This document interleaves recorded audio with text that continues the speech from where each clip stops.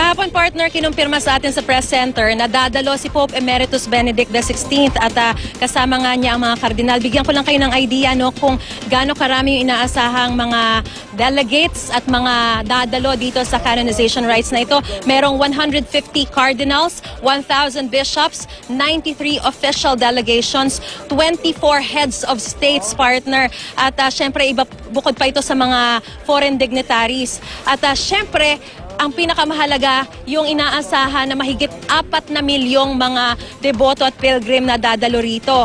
Meron ding 4 million na free bottled waters na ipinamimigay para sa mga dadalo rito. At meron ding 17 giant video screens na ipapakalat sa mga kalsada, bukod dito sa mga nasa harapan na dito sa harap ng St. Peter's Basilica. May mga, katulad ng binanggit natin, may mga kalsadang isinara na. At habang lumalapit yung inaasahang canonization na 10 a.m. ay talaga namang parami pa ng parami yung mga dumaragsang mga tao rito.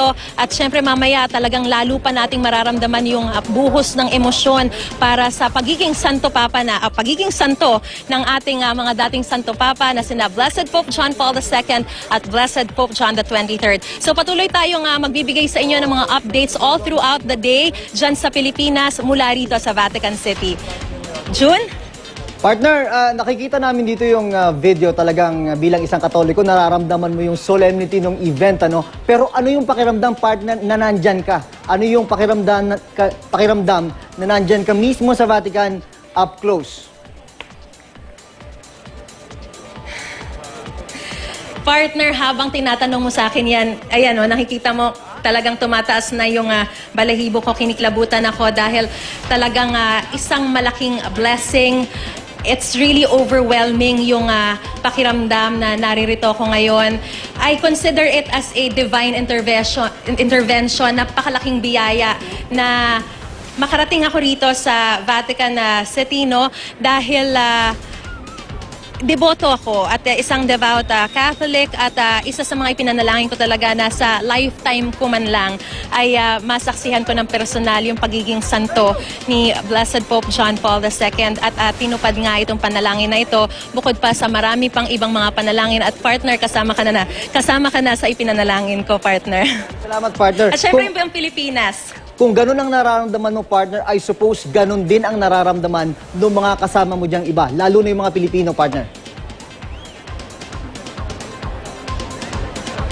Napaka-emotional ng mga tao rito. Right now, syempre hindi pa natin nakikita yung mga lumuluha. Mamaya, inaasahan natin yan. Pero bakit ko nasabing emotional? Kasi talagang yung mga tao habang kinakausap natin, especially the Filipinos, talaga namang ipinapahayag nila yung labis-labis na pagmamahal nila para sa magiging santo na sina Blessed Pope John Paul II at Blessed Pope John the 23rd. Pagamat hindi nila masyadong kilala si Blessed Pope John the 23rd, marami ring mga eksperto mula sa simbahang Katolika nagsasabi na talagang siya yung tinatawag na bono pa, the good Pope. At dahil doon, nung panahon na nabubuhay pa siya, talagang he was the kind of Pope na very human, always smiling, and talagang inilapit niya yung simbahan sa mga tao. As a matter of fact, siya yung nag-institute ng Second Vatican Council.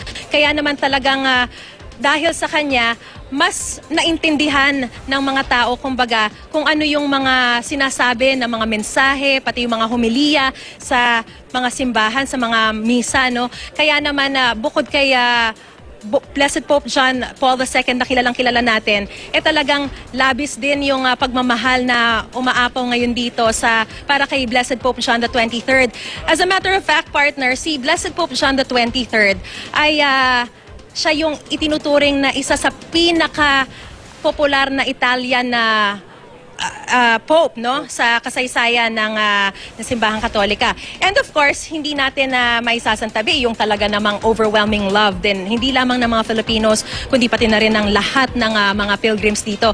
Partner, madagdag ko lang, more than mga 1 million from Poland ang nag-pilgrim walk papunta rito sa Vatican City para lang masaksihan nila ng personal ang pagiging santo na ng kanilang kababayan na si Blessed Pope John Paul II.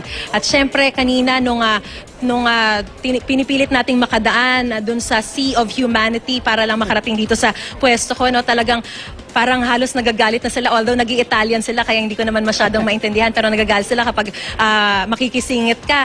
Buti na lang meron tayong pass, kaya talaga milagro nakarating tayo rito. Pero kumbaga, yung galit na yon, it's just a sign na talagang gustong-gusto nila na sila yung makauna at makapunta rito dun sa mismo, kapasok dito sa mismong square.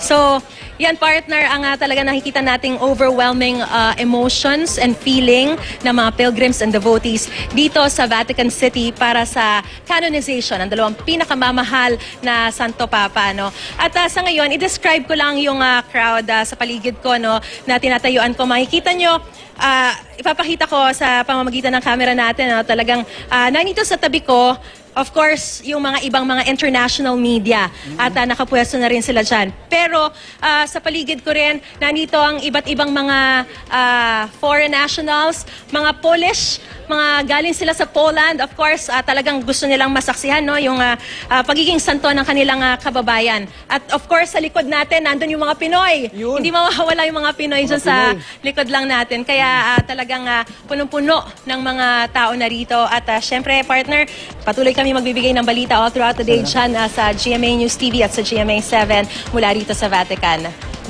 Partner, talking about Pinoy, gaano kalaking presence ng mga Pilipino ang nakita mo dyan? Alam naman natin yung pagmamahal ng mga Pilipino kay Pope John Paul II. At talaga naman yung pagbisita niya, 1981, 1995, nandito siya, kaya napamahal siya sa mga Pilipino. Gaano kalaki yung presensya ng mga kababayan natin dyan, partner? Alam mo, partner, idagdag ko lang, no, bukod dun sa 1981 at 1995 na World Youth Day, as a matter of fact, dapat darating ulit o pupunta. Gusto ni Pope John Paul II na bumalik sa Pilipinas ng 2003, kaya lang nagde-deteriorate na yung kanyang health kaya hindi na siya nakabalik. Ganon niya kamahal ang Pilipinas. At syempre, mahal na mahal din ng mga Pilipino si Pope John Paul II. Alam mo, nung naglalakad ako rito, halos saan ako mapatingin, talagang may mga Pinoy at may mga tumatawag sa atin. Kaya naman, may mga nagmamagandang umaga, nagsasabi ng mabuhay. Kaya talagang hindi man, wala man yung detalyadong bilang ng mga, kung gaano karami yung mga Pinoy dito kasi hindi maibigay sa atin ng Philippine Embassy. Pero ang sinasabi na second na largest contingent from next to Poland, mga Pilipino na raw, partner. Maraming salamat sa iyo, partner. Yan po si Maris Umali, nag-uulit ng live mula sa Vatican City.